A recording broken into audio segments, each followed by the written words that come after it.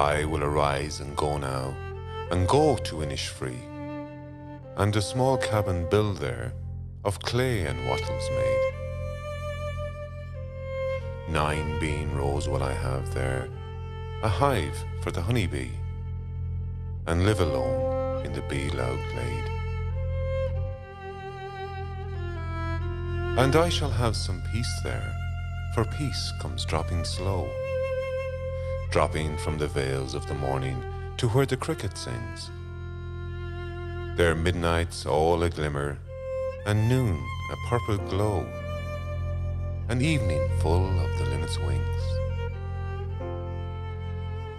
I will arise and go now, for always, night and day, I hear lake water lapping with low sounds by the shore, while I stand on the roadway or on the pavement's grey, I hear it in the deep heart's core.